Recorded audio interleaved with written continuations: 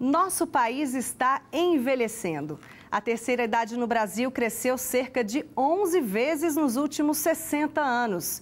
Em 2050, 1 em cada 3 brasileiros será idoso. Mas a sociedade está preparada para enfrentar esta realidade? As pessoas que se aposentam continuam trabalhando? Trabalhar nessa fase da vida é bom para o idoso? Essas e outras perguntas iremos responder na edição do Fórum de hoje. Mas antes, vamos assistir a uma reportagem sobre a evolução da expectativa de vida no Brasil. Quando o Brasil foi descoberto, a média de vida de uma pessoa era de 35 a 40 anos. Esse número se manteve até o começo do século XX. Na década de 50, o ser humano já vivia mais de meio século. Nos anos 90, a expectativa de vida já chegava aos 65 anos. No século XXI, mais de 68 anos. Agora estamos vivendo em média 70 anos. E a projeção para 2060 é que as pessoas ultrapassem os 80. A pirâmide etária brasileira vem se modificando. Em 1980, a base onde estão os recém-nascidos era mais larga. Em 2015, o centro da pirâmide, onde ficam as pessoas entre 10 e 40 anos, engordou. E a expectativa para 2050 é que a faixa entre 40 e 70 anos seja a maior. Para discutir o assunto, aqui conosco Vicente Faleiros, especialista em gerontologia e doutor em sociologia, e Maria Aparecida Gugel, subprocuradora-geral do Trabalho. Sejam bem-vindos ao Fórum. Bom, obrigada. O Brasil está envelhecendo. É uma tendência mundial? Eu diria que é uma tendência do ser humano em envelhecer. E as sociedades estão sim envelhecendo. Particularmente a nossa, que até, como mostrou o quadro, até a década de 60, detínhamos um número muito maior de jovens. Hoje verificamos que temos muito mais pessoas idosas, né, do que a proporção antiga, né? O fato é, se já posso me adiantar, é que esse fato social, esse envelhecer da sociedade, nos leva a refletir as nossas leis, né? As nossas leis precisam acompanhar e modernizar-se segundo essa nova realidade. E a pessoa idosa no trabalho é um desses aspectos. Ou a pessoa idosa e a aposentadoria é uma faceta dessa questão. A gente percebe, então, que as pessoas mais velhas, mesmo depois que se aposentam, elas continuam trabalhando. O que tem levado a isso?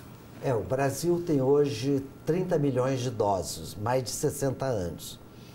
Mas desses há uma diferença entre os idosos jovens, que são de 60 a 65, há uma proporção de 27, 28% ainda trabalham.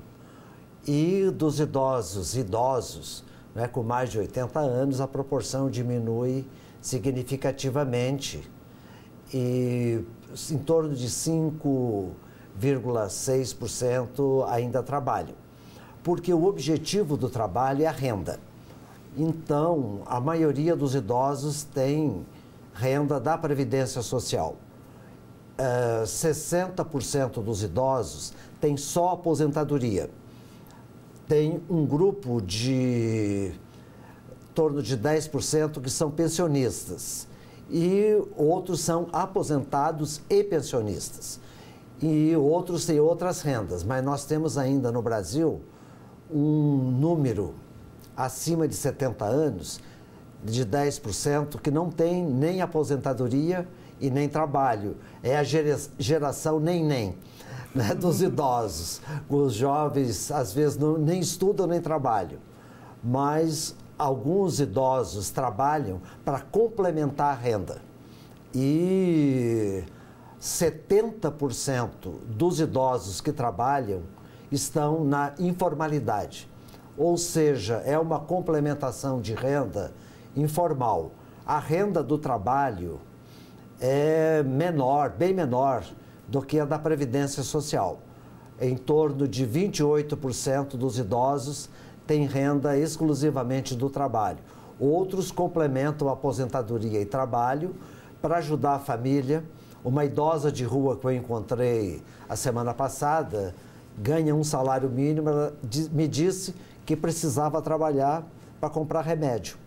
Então, é necessário, principalmente nessa fase da vida, complementar a renda, e muitos idosos ajudam os filhos.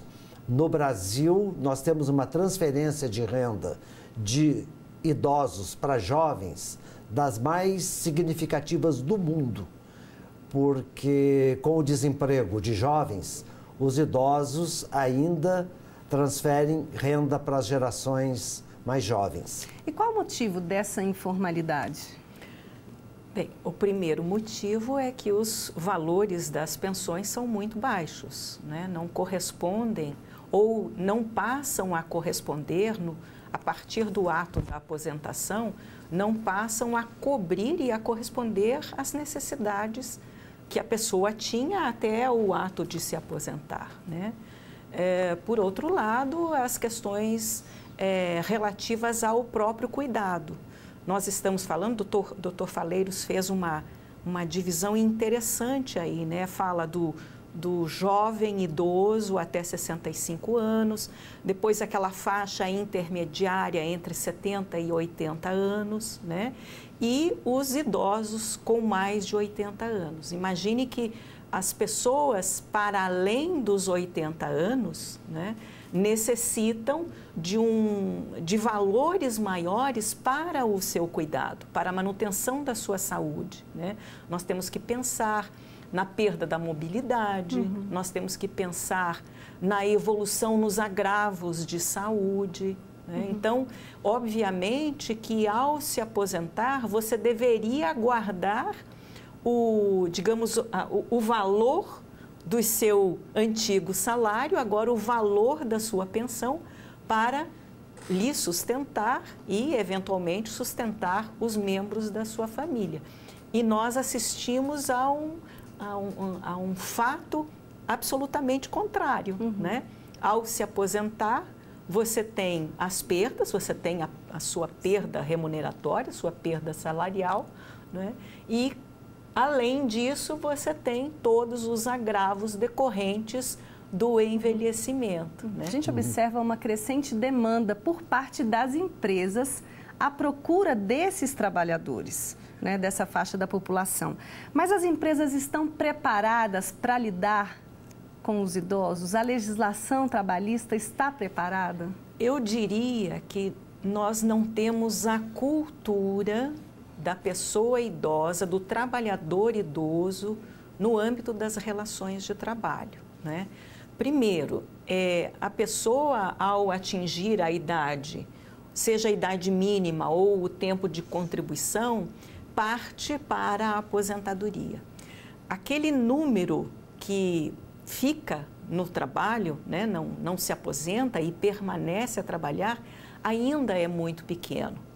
E por que é muito pequeno? Porque não há uma valorização da capacidade produtiva desse trabalhador idoso, né? Então, o que nós temos que trabalhar é a cultura de que o trabalhador idoso, ele pode sim ser produtivo e corresponder a todas as expectativas do empregador, do empresário, né, ou da empresa. E isso nos leva a uma outra discussão, que é a necessidade dessa diversidade de trabalhadores no âmbito das empresas, né? Você tem desde o mais jovem até o trabalhador mais velho, os sêniors, como eles chamam, né? E que qualifica esse quadro de trabalhadores dentro da empresa. E qual é de que natureza é esta qualificação?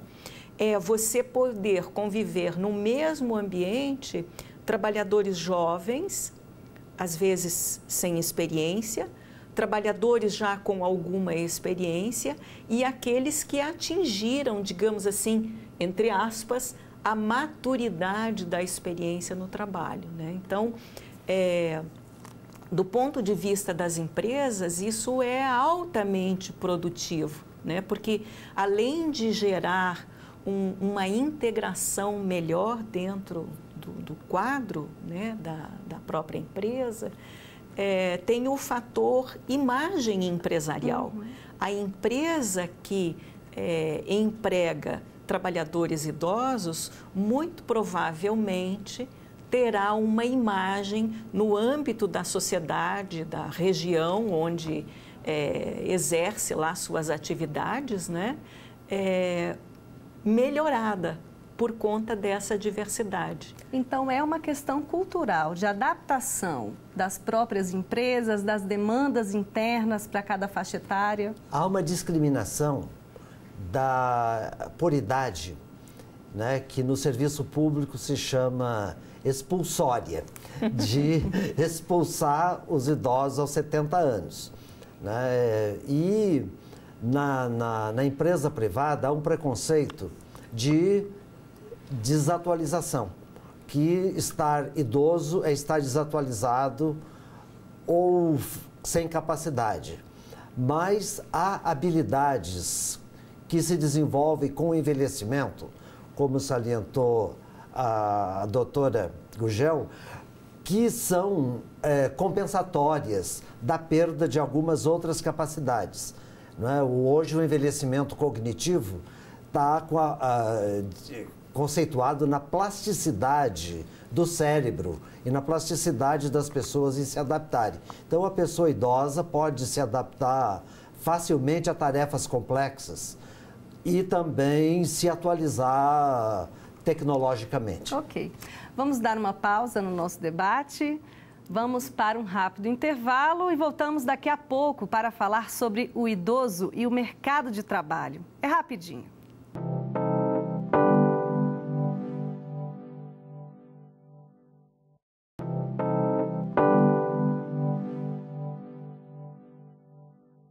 Voltamos com o fórum e com o debate sobre o idoso e o mercado de trabalho. O ser humano nunca viveu tanto. Este é um momento de muitas alegrias e de muitas dúvidas também. As mudanças mais perceptíveis são as do ponto de vista físico. E mesmo assim, as pessoas mais jovens muitas vezes têm dificuldades de compreender. Vamos acompanhar agora uma reportagem sobre o simulador de velhice. Veja. Parecem talas usadas em casos de lesões ou fraturas, mas estão sendo usadas para que jovens sintam na pele o peso dos anos quando a velhice chega. Muito usado em cursos de técnico de enfermagem ou para treinar cuidadores. A ideia é fazer com que todos entendam as limitações de um idoso no dia a dia. Então, é muito importante que, principalmente, os mais jovens ou quem vai lidar em algum momento, seja em casa ou no mercado de trabalho, tenha essa noção das limitações físicas, emocionais do idoso. Sim, o envelhecimento é um processo de declínio e de perdas. Mas as perdas e o declínio não são patológicos, é um processo normal. Então, a capacidade, ela é compensada, né? A capacidade funcional ou mental pode ser compensada com atividades e as pessoas idosas são capazes, né, de se adequar ao ambiente, potencializando outras capacidades. Inclusive, o Brasil tem uma legislação para pessoas com deficiência. E a pessoa que tem uma deficiência não é deficiente em tudo. Então, ela pode ser surda ou cega, mas ela tem todas as outras capacidades. E assim também, a pessoa idosa pode perder alguma capacidade, mas ela está ativa em outras capacidades. Agora, é preciso as pessoas compreenderem que as posições da velhice na sociedade são complementares a outras posições. Nem o jovem detém todo o conhecimento e nem a pessoa idosa. Então, nós temos que viver numa sociedade complexa para todas as idades. Uhum. A senhora acha que esse aumento dessa força de trabalho mais experiente tem algo a ver com a crise também? Eu diria que ela é diretamente proporcional à nossa realidade de aumento do número de pessoas idosas, né? E lembre que pessoa idosa no Brasil é a partir de 60 anos, né? Então, esse grupo, que é um grupo expressivo, ele permanece trabalhando, ele permanece com as suas atividades, né? Mas me parece que a gente tem que fazer uma outra reflexão de participação de toda a sociedade nesse envelhecer. Do ponto de vista das relações de trabalho, né, do ponto de vista da produtividade no trabalho, eu acho que nós temos que integrar aqui um outro elemento, que são as organizações sindicais, né? As organizações sindicais voltadas para os trabalhadores, né, os sindicatos de trabalhadores e os sindicatos de empregadores. Me parece que está havendo assim uma falta muito grande com relação a esses interlocutores sociais na compreensão do que é esse trabalhador envelhecer, né? Porque esses trabalhadores, eles são associados dos sindicatos. Ora, os sindicatos não teriam que estar fazendo a discussão sobre o envelhecimento no âmbito no seu próprio âmbito sindical e levar essa discussão para o âmbito das empresas? Por quê? Porque é parte do processo. Já é sabido que vamos envelhecer. Já é sabido que dentro de uma empresa você tem que ter ou tentar ter uma diversidade de trabalhadores, conforme já falamos. Assim como existem políticas especiais voltadas para o jovem aprendiz, por exemplo. Exatamente. Então, essa política de inclusão do jovem aprendiz, ela precisa corresponder também a esse velho trabalhador, né? Esse trabalhador que já detém o conhecimento, já detém a expertise. Mas o que eu quero dizer com isso? O papel das organizações sindicais, tanto de trabalhadores quanto de empregadores, é fundamental para que a gente possa efetivamente melhor compreender a permanência, compreender e a necessidade da permanência desse trabalhador idoso nas relações de trabalho e mais que isso também é preparar aquele trabalhador que quer deixar o trabalho, que quer definitivamente se aposentar, né? Então, a criação de programas claros e objetivos para a aposentadoria, né? Desta maneira, você atende primeiro, a todas as idades e segundo, ao anseio, ao desejo desta sociedade que está envelhecendo. E falando em preparação, a gente precisa se preparar para envelhecer? Claro, há uma distância entre o sonho da aposentadoria e a realidade que a pessoa está vivendo. Então, as pessoas imaginam que vão poder viajar, que vão poder curtir os netos, que vão poder ter tempo livre, mas isso é o imaginário da aposentadoria. Mas a realidade é preciso estar preparado para diminuição do salário, para problemas de saúde, para dificuldades do ambiente, para a realidade da vivência na família, porque às vezes o homem aposentado, ele está sem lugar, porque ele não tem lugar no trabalho e não tem lugar em casa. Então, é um processo de transição entre trabalho e aposentadoria que precisa ser preparado, não é, ao longo da vida. Por exemplo, com escolaridade, com economia, com poupança, com discussão e diálogo na família. Porque esse conflito pode ser resolvido, não é, com um diálogo com os filhos, com os netos, não é, com o lugar da televisão, com o lugar do futebol dentro de casa. E tudo isso é necessário uma conversa franca, aberta, inclusive sobre a herança.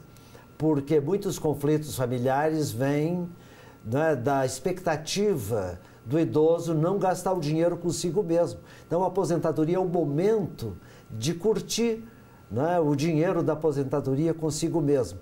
Então, é importante essa conversa, esse diálogo e uma preparação material também para as perdas funcionais e as perdas sociais, né, que todo aposentado perde. Né, perde uma referência salarial, perde férias, perde abono, perde auxílio alimentação, e tudo isso, né, é necessário reorganizar o orçamento da família. Agora, esse idoso que retorna para o mercado de trabalho, é importante que ele continue na formalidade? Se ele continuar na formalidade, nós vamos ter um acréscimo de recolhimento de encargos sociais, né? Agora, voltando a essa questão da legislação, né, nós precisamos urgentemente modernizar as nossas legislações, né? O doutor Faleiros falava em perdas, né? Ora, essa perda da mobilidade da pessoa, ela, na maioria das vezes, é ocasionada por agravos da saúde, né? Então, ao envelhecer, nós temos, né, as perdas e os agravos de saúde. Então, nós temos aí digamos, uma incongruência na lei e estamos aí numa campanha no âmbito, né, das associações e das pessoas idosas que continuam a trabalhar, que é dizer o seguinte: a mesma lei que dá o direito, por exemplo, do aposentado por invalidez receber 25% do valor do benefício para compensar, para pagar aquelas necessidades decorrentes do agravo de saúde, ela tem que ser proporcional, ou melhor, ela tem que ser igual também para o aposentado que no decorrer desse curso da aposentadoria venha a ter agravos de saúde, né? Então, a nossa lei, nesse aspecto, ela é bastante cruel, né? Ela certamente privilegia e deve privilegiar, sim, aquele que se aposentou por invalidez, mas também deve ter um olhar voltado para aquele aposentado que no curso da sua vida venha a ter agravos de saúde e necessitar desses 25%, né, que quase sempre é obtido no âmbito da justiça judicial. Em que ponto que está essa discussão? Está muito distante? Bem, nós sabemos de um projeto de lei em curso no Congresso Nacional, que ele é bastante claro em dizer que o mesmo percentual se aplica também ao beneficiário da Previdência Social que dele necessitar por conta de agravos à saúde, né? Então, o que a gente espera é que essa discussão tenha um resultado positivo aí para as pretensões dos futuros idosos, nós todos, né? Nós todos chegaremos lá, okay, né? Eu agradeço a presença dos senhores. O programa Fórum fica por aqui. Nós conversamos hoje sobre o aumento do número de idosos no mercado de trabalho e como as pessoas devem se preparar para a melhor idade. Aqui no estúdio, nós recebemos Vicente Faleiros, especialista em gerontologia e doutor em sociologia, e Maria Aparecida Gugel, subprocuradora-geral do Trabalho. Se você quiser acompanhar esta e outras entrevistas, acesse o site tvjustiça.jus.br. Até o nosso próximo encontro.